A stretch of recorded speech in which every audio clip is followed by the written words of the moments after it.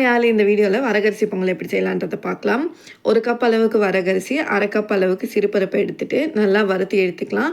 2 minutes வறுத்தா போதுங்க. நல்லா ஸ்மெல் வந்ததுக்கப்புறமா அதே பாத்திரத்தில் தண்ணி ஊற்றி ஒரு 2 நிமிஷம் ஊற வச்சா போதும். இல்லை வேறு பாத்திரத்துக்கு ட்ரான்ஸ்ஃபர் பண்ணுறோம் அப்படின்னா ஒரு 10 மினிட்ஸ் கிட்ட ஊறணும். ஊறினதுக்கப்புறமா ஒரு கடாயில் ஆயில் ஹீட் ஆனதுக்கப்புறமா நான் சொல்கிற ஸ்பைசஸ்லாம் ஆட் பண்ணிக்கலாம். நான் கீ ரொம்ப கம்மியாக ஆட் பண்ணியிருக்கேன். ஏன்னா வெயிட் லாஸ்க்காக தான் வரகரிசி யூஸ் பண்ணுறோம். அதனால் கொஞ்சமாக ஆட் பண்ணிவிட்டு கூடவே நான் தேங்காய் எண்ணெய் ஆட் பண்ணிக்கிறேங்க. நார்மல் ஆயில் இல்லை, தேங்காய் எண்ணெய் ஆட் பண்ணிக்கிறேன்.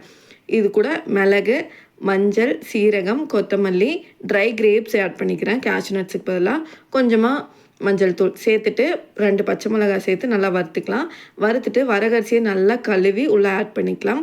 இது 1.5 டம்ளர் அப்படின்றனால நான் 5 டம்ளர் அளவுக்கு தண்ணி சேர்த்துக்கிறேன். தண்ணி சேர்த்துட்டு 4 விசில் விட்டு இறக்கணும் அப்படின்னா வரகரிசி பொங்கல் ரெடி.